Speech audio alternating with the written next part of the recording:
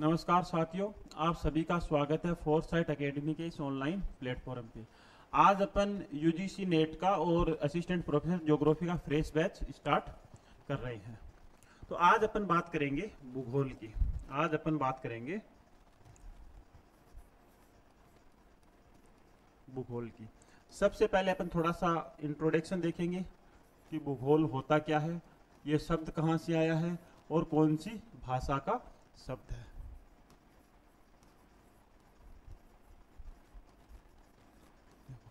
जो भूगोल है वो ज्योग्राफी का हिंदी रूपांतरण है, और जो ज्योग्राफी शब्द है ये ग्रीक भाषा का शब्द है। कौन सी भाषा का शब्द है? ग्रीक भाषा का शब्द है, जो दो शब्दों से मिलकर के बना है। जो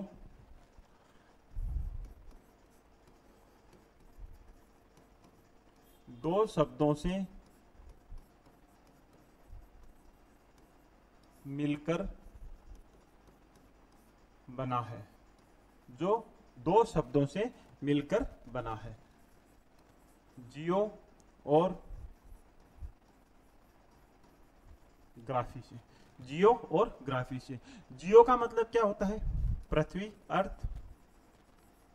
और ग्राफी का मतलब होता है अध्ययन करना। अध्ययन करना या वर्णन करना, या वर्णन करना। तो जियो का मतलब क्या होगा? पृथ्वी। और ग्राफी का मतलब क्या होगा? अध्ययन करना। तो ज्योग्राफी का मीनिंग क्या हो जाएगा? ज्योग्राफी का यहां मीनिंग हो जाएगा, ज्योग्राफी का मीनिंग हो जाएगा पृथ्वी का अध्ययन करना। पृथ्वी का अध्ययन करना ही क्या कहलाता है? ज्योग्राफी कहलाता है। अब देखो, ज्योग्राफी जो शब्द है वो देने वाले विद्वान कौन थे? वो विद्वान थे एरेटोस्थनीज ने। जो ज्योग्राफी शब्द देने वाले जो विद्वान थे वो कौन थे? वो थे एरेटोस्थनीज ने। ये तो हुई इसकी थोड़ी सी वर्ड के ऊपर चर्चा कि ज्योग्राफी शब्द है वो ग्रीक भाषा का शब्द है, जो दो शब्दों से मिलकर के बना है, जियो और ग्राफी। जियो का मतलब होता है पृथ्वी, और ग्राफी का मतलब चाहे अध्ययन करना बोल सकते हैं या चाहे वर्णन करना बोल सकते हैं। ये शब्द देने वाले विद्वान थे एरेटोस्थनीज। यहाँ से भी कई बार क्वेश्चन पूछ लिया जाता है, खैर आजकल ऐसा ट्रेंड है नहीं कि ऐसे इतना सीधा क्वेश्चन आ जाए, लेकिन ज्योग्राफी शब्द देने वाले भूगोल वेता कौन थे? एरेटोस्थनीज। अब अपन बात करेंगे कि जो भूगोल है उसको कितनी शाखाओं में विभाजित किया जा सकता है। तो अब बात करेंगे अपन भूगोल की शाखाएं। भूगोल की शाखाएं। देखो, वैसे तो भूगोल की बहुत सारी शाखाएं होती हैं, लेकिन अपन मुख्य रूप से दो शाखाओं की यहां चर्चा करेंगे। एक भौतिक भूगोल और एक मानवीय भूगोल। एक भौतिक भूगोल और एक मानवीय भूगोल। तो एक तो होगा अपना भौतिक भूगोल, और दूसरा जो शाखा होगी वो होगी मानवीय भूगोल। फिजिकल ज्योग्राफी और ह्यूमन ज्योग्राफी। मानवीय भूगोल। अब देखो, जो भौतिक भूगोल है उसमें पृथ्वी से संबंधित अध्ययन को शामिल किया जाता है, और जो मानवीय भूगोल है इसमें मानवीय गतिविधियों से संबंधित अध्ययन को शामिल किया जाता है। अगर भौतिक भूगोल की बात करें तो भौतिक भूगोल में पृथ्वी से संबंधित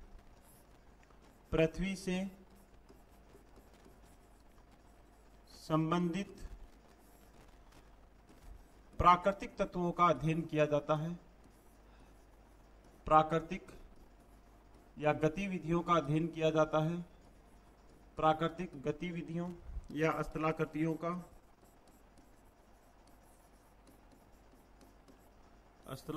का अध्ययन किया जाता है। भौतिक भूगोल में पृथ्वी से संबंधित स्थलाकृतियों का अध्ययन किया जाता है। मानव भूगोल में मानवीय गतिविधियों से संबंधित, मानव भूगोल में मानवीय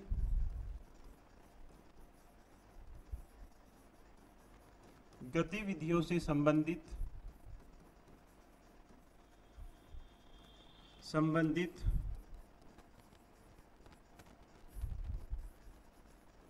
अध्ययन किया जाता है। मानवीय गतिविधियों से संबंधित मतलब मानवीय व्यवसाय का, मानवीय व्यवसाय का जो अपन पढ़ेंगे, प्राथमिक व्यवसाय, द्वितीयक व्यवसाय, तृतीयक व्यवसाय, चतुर्थक और पंचम व्यवसाय। इसके अलावा अपन बात करेंगे मानवीय प्रवसन की, मानवीय स्थानांतरण की, अपन बात करेंगे जनसंख्या से संबंधित सभी गतिविधियों की, बात करेंगे मानव प्रजातियों की, मानव प्रजातियों की। तो इन सब का अध्ययन किसमें किया जाएगा? मानव भूगोल में किया जाएगा।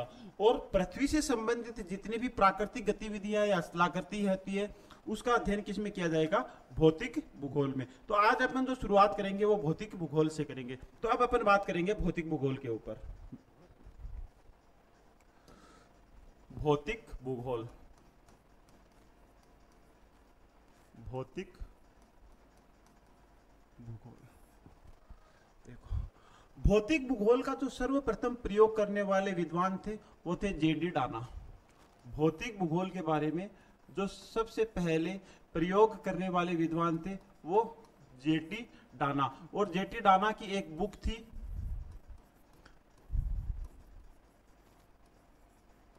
Manual of geography, manual of geography. और ये सब प्रयोग किया था 1863 में। तो भौतिक भूगोल शब्द का प्रयोग करने वाले विद्वान थे जेडी डाना। और कौन सी पुस्तक में किया था? पुस्तक का नाम पूछे तो मैनुअल ऑफ ज्योग्राफी। उसके बाद में इस शब्द की व्याख्या करने वाले विद्वान थे हेनरी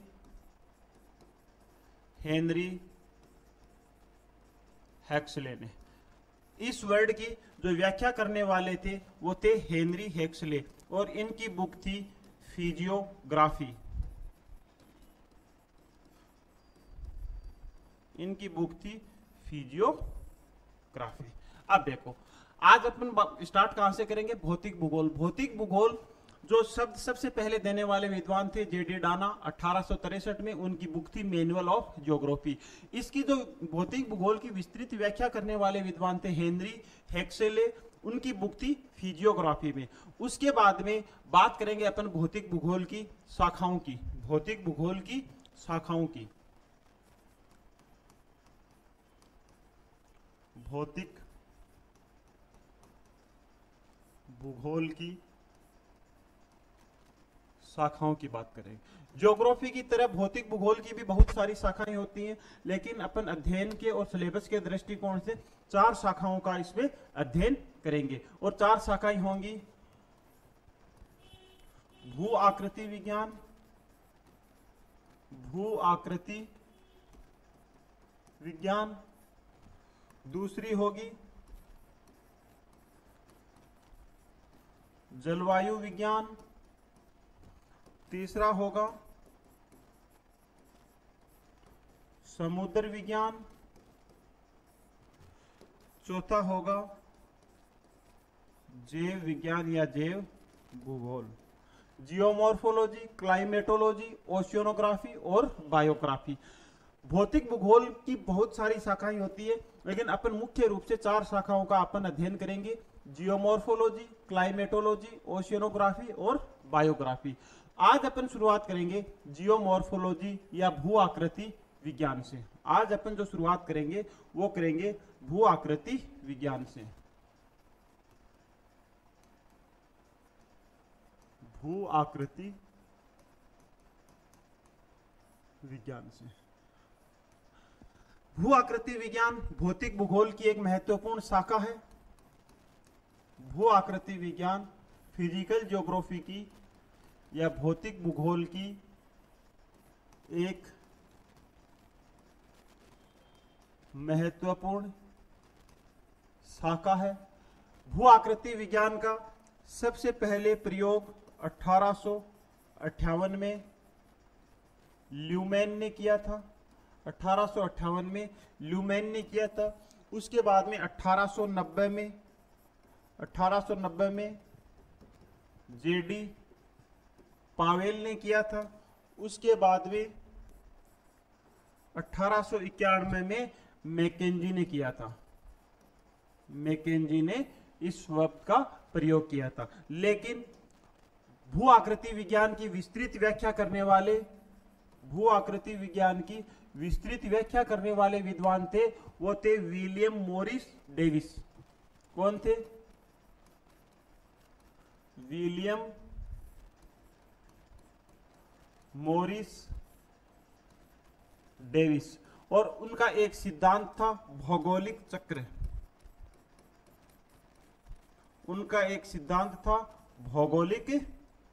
चक्र। उसमें भू आकृति विज्ञान की विस्तृत व्याख्या की थी। ये भौगोलिक चक्र है, ये एक सिद्धांत और था जेम्स हटन का। जेम्स हटन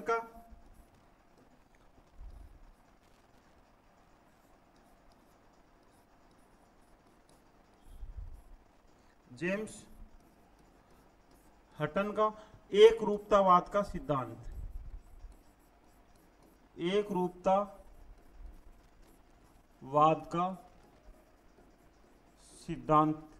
इसकी विस्तृत व्याख्या क्या थी? भौगोलिक चक्र थी।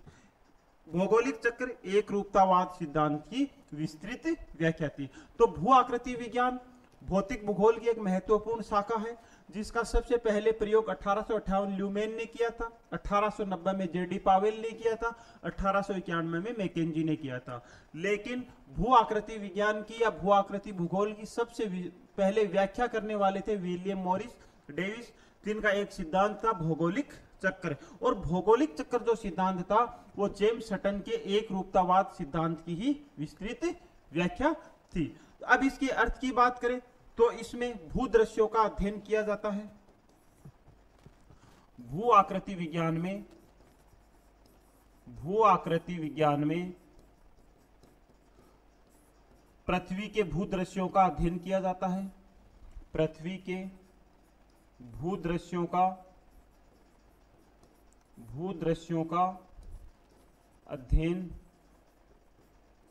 किया जाता है।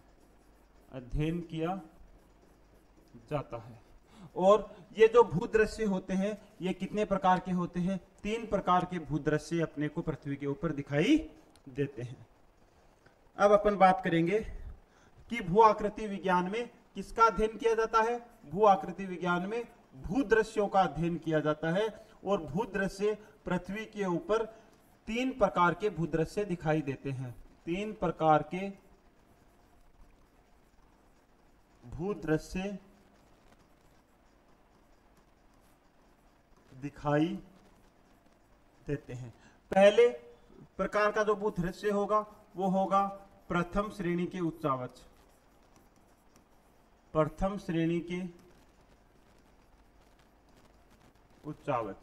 दूसरे जो भूदृश्य होंगे उनको बोला जाएगा द्वितीयक श्रेणी के उच्चावच।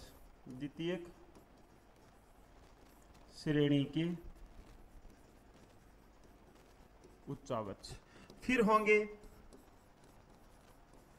तृतीयक श्रेणी के उच्चावच। तो पृथ्वी के ऊपर मुख्य रूप से अपने को 3 प्रकार के भूदृश्य दिखाई देते हैं।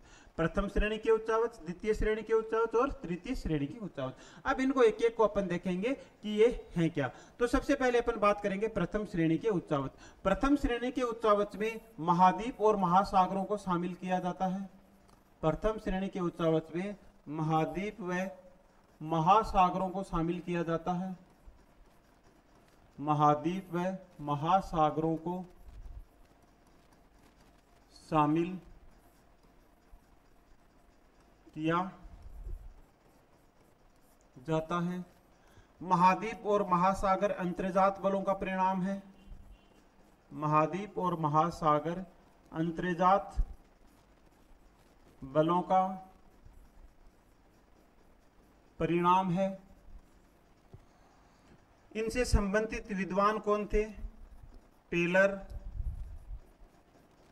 वेगनर, फ्रांसिस बेकन, इससे संबंधित विद्वान थे। तो प्रथम श्रेणी के जो उच्चावच होंगे या जो प्राथमिक भूदृश्य होंगे उनमें महाद्वीप और महासागरों को शामिल किया जाएगा। ये महाद्वीप और महासागरों का निर्माण पृथ्वी के अंतर्जात बलों के द्वारा होता है और इनसे संबंधित विद्वान थे वो टेलर, वेगनर और फ्रांसिस बेकन थे। अब अपन बात करेंगे द्वितीय श्रेणी के उच्चावच। अब द्वितीय श्रेणी के जो उच्चावच होंगे वो होंगे महाद्वीप और महासागर के ऊपर जितनी भी स्थलाकृतियां हैं, महाद्वीप और महासागर के ऊपर जितनी भी स्थलाकृतियां हैं उनको क्या कहा जाएगा, द्वितीय श्रेणी के उच्चावच कहे जाएंगे। अब अपन बात करेंगे द्वितीय श्रेणी के उच्चावच। द्वितीय श्रेणी के उच्चावच, द्वितीय श्रेणी के उच्चावचों की अपन बात करेंगे। तो महाद्वीप, महाद्वीप व महासागर के ऊपर स्थित, के ऊपर स्थित स्थलाकृतियों को, स्थित स्थलाकृतियों को शामिल किया जाता है, शामिल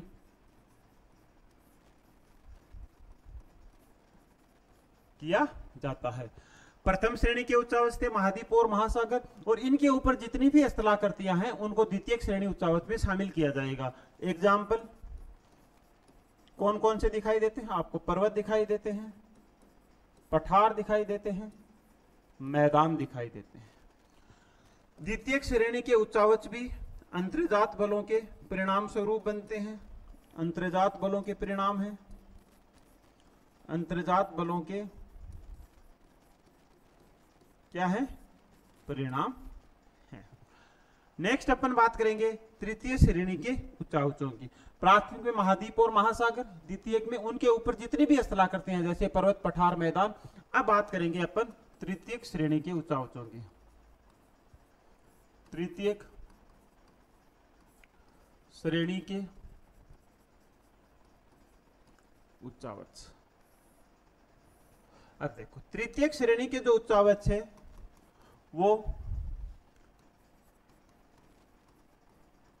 अप्रदन व निक्षेपण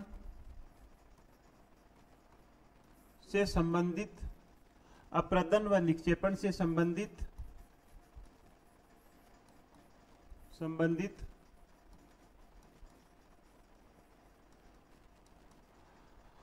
स्थलाकृतियों को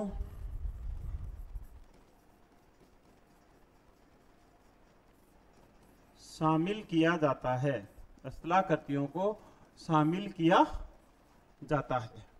अप्रदन और निक्षेपण से संबंधित जितनी भी अपक्षय, अप्रदन और निक्षेपण से संबंधित जिन स्थलाकृतियों का निर्माण होता है उनको किसमें शामिल किया जाएगा? तृतीय श्रेणी में शामिल किया जाएगा। अभी तक जो दो श्रेणियां थी उसमें अपन ने यह पढ़ा था कि अंतर्जात बलों का, ये अंतर्जात बलों का परिणाम है, लेकिन यहां बात हो रही है अपक्षय और निक्षेपण की बात हो रही है, डिपोजिशन की बात हो रही है, तो ये बहिर्जात बलों का परिणाम होगा। ये बहिर्जात बलों के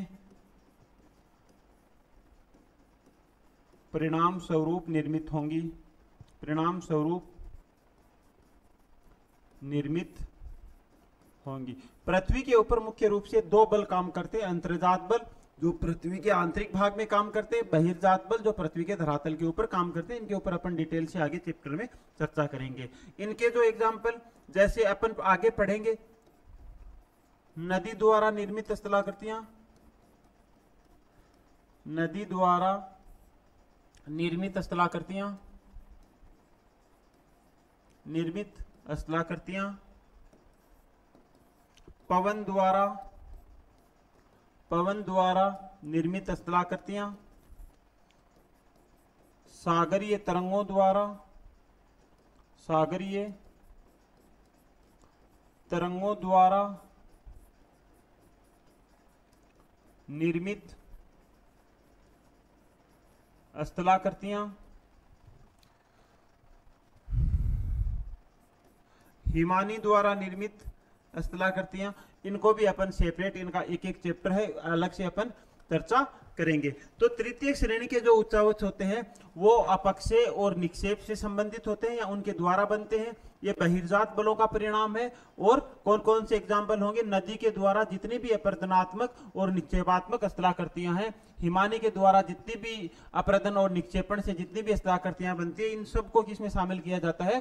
तृतीय श्रेणी में शामिल किया जाता है। जैसे वी आकार की घाटी है, यू आकार की घाटी है, ड्रमलिन है, एस्कर है, केम है, केटिल है, ये जितनी भी स्थलाकृतियां होती है तृतीय श्रेणी में शामिल किया जाता है। तो पृथ्वी के ऊपर अपने को मुख्य रूप से 3 प्रकार के भूदृश्य दिखाई देते हैं, प्राइमरी, सेकेंडरी और तृतीय। अब आज अपन बात करेंगे, जो अपना चैप्टर आज अपन शुरू करेंगे वो करेंगे भू आकृति विज्ञान से। भू आकृति विज्ञान से आज अपन शुरुआत करेंगे। और भू आकृति विज्ञान में पहला जो अध्याय है उसके ऊपर अपन चर्चा करेंगे पृथ्वी की आंतरिक संरचना। पृथ्वी की आंतरिक संरचना, internal structure of the earth की अपन यहां चर्चा करेंगे। देखो, अभी तक अपन ने ये पढ़ा है कि जैसे बहिर्जात बल, अंतर्जात बल, बहिर्जात बल, अंतर्जात बल या पृथ्वी के धरातल का अध्ययन को शामिल किया जाता है, लेकिन एक भी वर्ड ऐसा नहीं आया है कि पृथ्वी का आंतरिक अध्ययन को शामिल किया जाता है। वास्तव में पृथ्वी का जो आंतरिक अध्ययन है वो भूगोल के अध्ययन क्षेत्र से क्या है? बाहर है।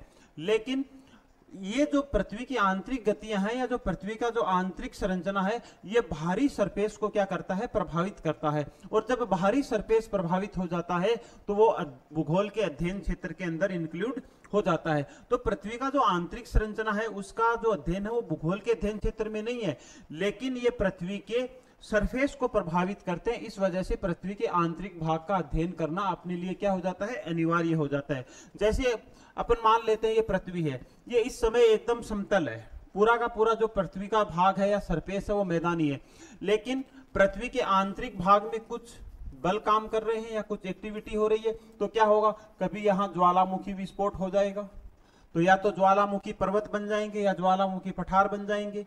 कभी क्या होगा? कभी यहां खाई का निर्माण हो जाएगा, कभी यहां वलित पर्वतों का निर्माण हो जाएगा, कभी यहां पठारों का निर्माण हो जाएगा, कभी यहां पठारों का निर्माण हो जाएगा। तो पृथ्वी का जो आंतरिक भाग है पृथ्वी के धरातल को क्या कर रहा है? प्रभावित कर रहा है। और पृथ्वी के धरातल जब प्रभावित हो रहा है तो इसका अध्ययन करना अनिवार्य हो जाता है।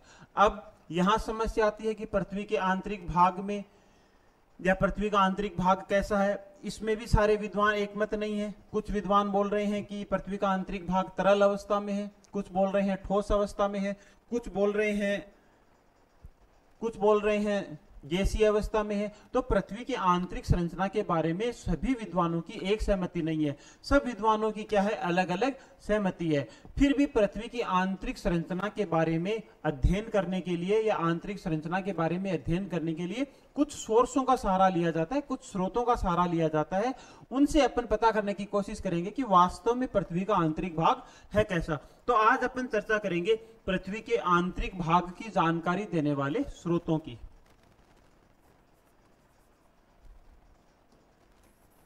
पृथ्वी के आंतरिक भाग की जानकारी देने वाले स्रोतों की बात करेंगे अपन। पृथ्वी के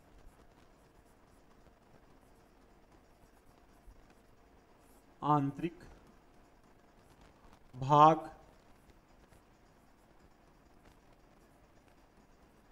की जानकारी देने वाले स्रोत कौन कौन से हैं? पृथ्वी की आंतरिक भाग की जानकारी देने वाले स्रोत कौन कौन से हैं? अब देखो, पृथ्वी की आंतरिक भाग की जानकारी देने वाले स्रोतों को अपन 3 भागों में विभाजित करके उनका अध्ययन करेंगे। 3 भागों में विभाजित करके उनका अध्ययन करेंगे। पहला कौन सा है? अप्राकृतिक स्रोत। पहला कौन सा है? अप्राकृतिक स्रोत। अप्राकृतिक स्रोत के बाद में दूसरा है प्राकृतिक स्रोत। तीसरा कौन सा है? तीसरा है पृथ्वी की उत्पत्ति से संबंधित सिद्धांत। पृथ्वी की उत्पत्ति से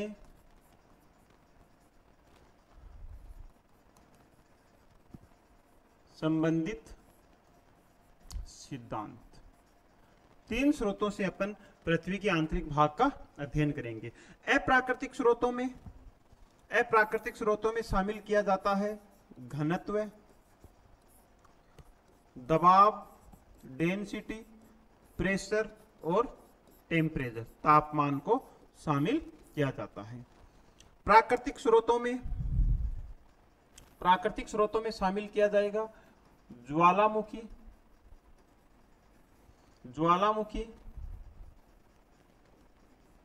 उल्कापिंड और भूकंप।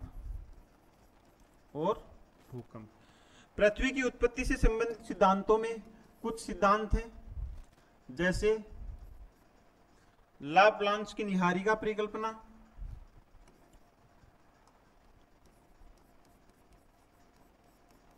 लाप्लांस की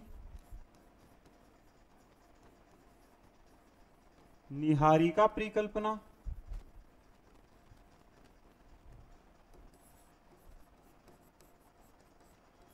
जेम्स जीन्स की ज्वारीय परिकल्पना,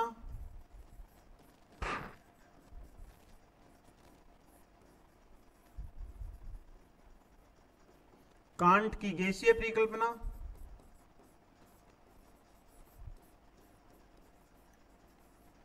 कांट की गैसीय परिकल्पना, मोल्टन की ग्रहणों परिकल्पना,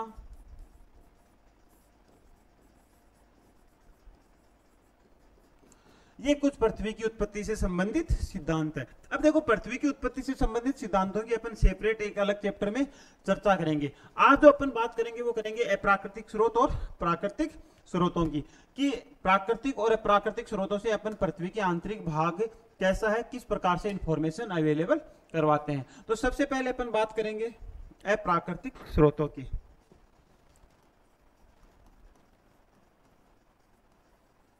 अप्राकृतिक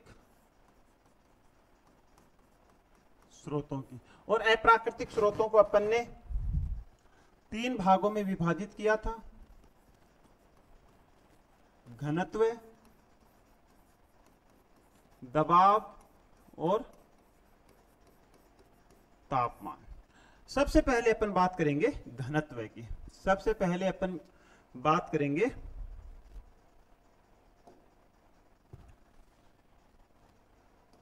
घनत्व की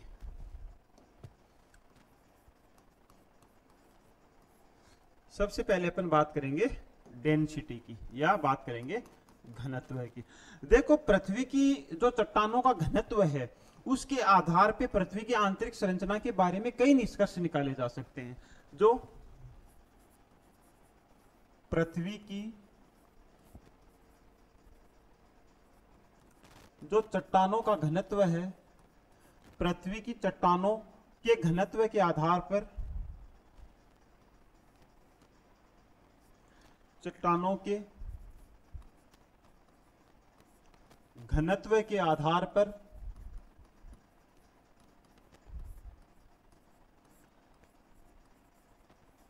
पृथ्वी की आंतरिक संरचना के बारे में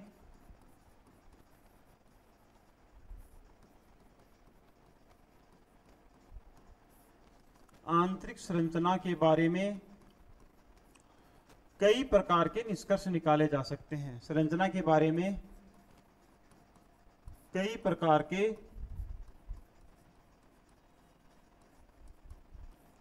निष्कर्ष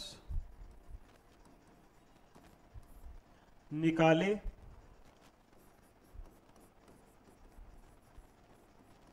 जा सकते हैं कि कहां कितना घनत्व है, सरफेस पे कितना घनत्व है, बीच में कितना घनत्व है, और आंतरिक कोर में या आंतरिक भाग में कितना घनत्व है। इस आधार पे अपन ये पता कर सकते हैं कि पृथ्वी का आंतरिक भाग या आंतरिक स्ट्रक्चर ठोस है, गैसीय है या द्रव अवस्था में है। देखो पृथ्वी का जो ऊपरी सरफेस है, पृथ्वी की जो ऊपरी परत है वो किससे बनी है? परतदार चट्टानों से बनी है। पृथ्वी की ऊपरी परत परतदार चट्टानों की बनी है, जिसकी औसत मोटाई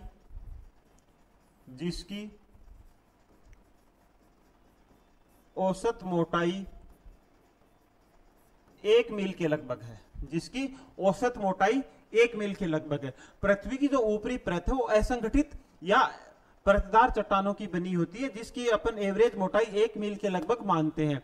पृथ्वी के ऊपरी जो लेयर है उसकी जो डेंसिटी है वो है 2.7 ग्राम पर सेंटीमीटर क्यूब। पृथ्वी की जो ऊपरी परत है उसकी जो डेंसिटी है वो है 2.7। फिर जाते हैं अपन पृथ्वी के मेंटल में पृथ्वी की जो डेंसिटी होगी वो होगी 5.5 से 10 ग्राम पर सेंटीमीटर क्यूब। उसके बाद में अपन कोर की बात करें तो कोर की जो डेंसिटी होगी वो 1130 ग्राम पर सेंटीमीटर क्यूब।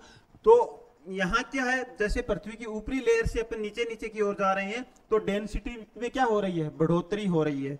और अगर पृथ्वी की एवरेज डेंसिटी की बात की जाए, पृथ्वी की औसत घनत्व की बात की जाए तो वो है 5.5 ग्राम पर सेंटीमीटर क्यूब। पृथ्वी की जो औसत घनत्व है वो है 5.5 ग्राम, लेकिन पृथ्वी के ऊपरी जो सरफेस है जो परतदार चट्टानों का बना है उसकी डेंसिटी कितनी है? 2.7। और पृथ्वी के नीचे का जो भाग है या परतदार चट्टानों के नीचे का भाग है वो किससे बना है? वो आग्नेय चट्टानों का बना है। जिसका फॉर्मेशन आग्नेय चट्टानों से हुआ है उसकी डेंसिटी कितनी है? 3.0 ग्राम पर सेंटीमीटर क्यूब। फिर इससे नीचे जाएंगे, मेंटल में जाएंगे तो 5.5 से 10 ग्राम सेंटीमीटर क्यूब। फिर कोर में जाएंगे तो 11 से 13 ग्राम पर सेंटीमीटर क्यूब का क्या है? घनत्व है। तो इस आधार पे अपन ये बता सकते हैं कि जैसे जैसे अपन ऊपर से नीचे की ओर जाएंगे डेंसिटी में क्या हो रही है? डेंसिटी इंक्रीज हो रही है। और डेंसिटी इंक्रीज हो रही है तो अपन ये अनुमान लगा सकते हैं कि पृथ्वी का जो आंतरिक कोर है वो कैसा होगा? ठोस अवस्था में होगा। आगे बात करें, देखो जैसे पृथ्वी के सरफेस की बात करें तो इसकी डेंसिटी कितनी थी? 2.7 ग्राम सेंटीमीटर क्यूब। ये किसका बना हुआ था? ये परतदार चट्टान का बना हुआ था। इसके नीचे कौन सी चट्टानें थी? इसके नीचे इग्निस रॉक थी। इसके नीचे कौन सी थी?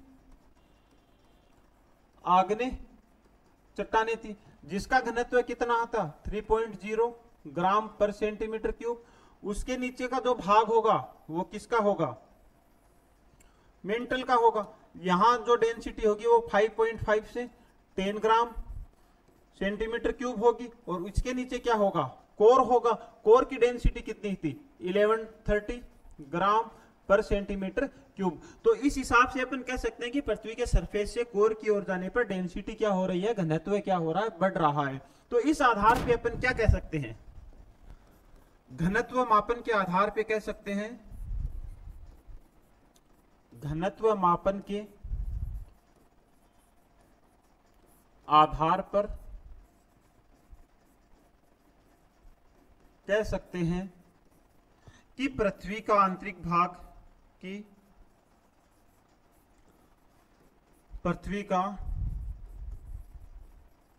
आंतरिक भाग ठोस अवस्था में है। ठोस अवस्था में है। और एवरेज डेंसिटी की बात करें, पृथ्वी की औसत घनत्व की यहां से क्वेश्चन पूछ लिया जाता है। औसत घनत्व है 5.5 ग्राम पर सेंटीमीटर क्यूब। पृथ्वी का क्या है? एवरेज घनत्व है। तो ये बात किसकी हुई? घनत्व। घनत्व के बाद में अपन बात किसकी करेंगे? घनत्व के बाद में अपन बात करेंगे दबाव की, प्रेशर की बात करेंगे अपन। देखो दबाव क्या होता है? पृथ्वी के आंतरिक भाग में प्रति वर्ग मीटर पर पड़ने वाले भार को क्या कहा जाता है? दबाव कहा जाता है। पृथ्वी के आंतरिक भाग में प्रति वर्ग सेंटीमीटर पर पड़ने वाले दबाव को, पड़ने वाले भार को, पड़ने वाले भार को क्या कहा जाता है? दबाव कहा जाता है। दबाव कहा जाता है। अब देखो, दबाव को लेकर भी विद्वानों में एक मतभेद नहीं है। दो विद्वानों में या दो समुदायों में यहां भी विरोधाभास है। कुछ विद्वान या जो ओल्ड थ्योरी है, जो पुराना मत है, उसके अकॉर्डिंग क्या बोलते हैं? तो एक जो पुराना मत है उसके अनुसार क्या बोलते हैं कि जैसे जैसे पृथ्वी के आंतरिक भाग में जाएंगे, आंतरिक भाग में जाने पर दबाव बढ़ता जाता है। दबाव बढ़ता जाता है। कि भाई जो पुराना मत है उन्होंने सीधा सीधा मान लिया कि जैसे जैसे पृथ्वी के सरफेस से डेंसिटी बढ़ रही है, तो डेंसिटी बढ़ रही है, इसका मतलब दबाव भी बढ़ रहा है। तो जैसे जैसे अपन पृथ्वी के सरफेस से जाएंगे, सरफेस से आंतरिक भाग में जाएंगे, तो क्या होगा? दबाव बढ़ता जाएगा। लेकिन कुछ आधुनिक स्रोतों से पता चला है, आधुनिक जो रिसर्च हुई है उनसे पता चला है कि कोई भी जो चट्टान होती है उसको दबाव सहन करने की एक निश्चित सीमा होती है। उसमें दबाव सहन करने की एक निश्चित सीमा होती है, उसके बाद में वो दबाव सहन नहीं कर सकती। तो क्या रीजन हो सकता है? या तो ये रीजन हो सकता है कि पृथ्वी के जो आंतरिक भाग में या पृथ्वी का जो कोर में जो पाई जाने वाली चट्टानें हैं वो स्वयं क्या होगी? भारी घनत्व वाली होगी, उस वजह से भी दबाव ज्यादा हो सकता है। तो आधुनिक स्रोतों से क्या पता चला है कि चट्टानों में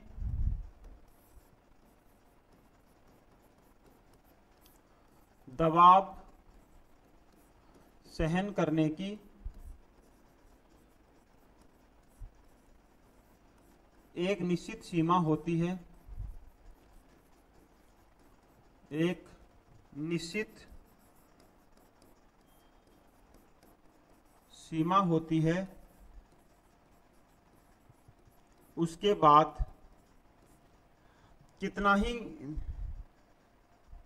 उसके बाद चाहे कितना ही घनत्व बढ़ा दिया जाए, उसके बाद चाहे कितना ही घनत्व बढ़ जाए, दबाव नहीं बढ़ेगा।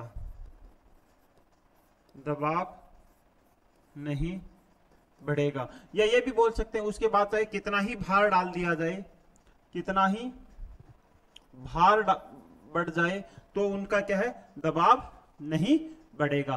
तो दबाव को लेकर भी सारे के सारे विद्वान एक मत नहीं है। कुछ बोलते हैं कि पृथ्वी के आंतरिक भाग में दबाव बहुत ज्यादा होगा, कि जैसे जैसे अपन सरफेस से अंदर की ओर जाएंगे तो बढ़ते भार की वजह से दबाव ज्यादा होगा। लेकिन विद्वानों का एक तबका यह भी मानता है कि चट्टानों का या पृथ्वी की जो आंतरिक भाग की चट्टानें हैं उसमें दबाव सहन करने की एक निश्चित सीमा होती है, उसके बाद में चाहे कितना ही भार बढ़ा दिया जाए, उसके बाद में उसके दबाव का कोई फर्क नहीं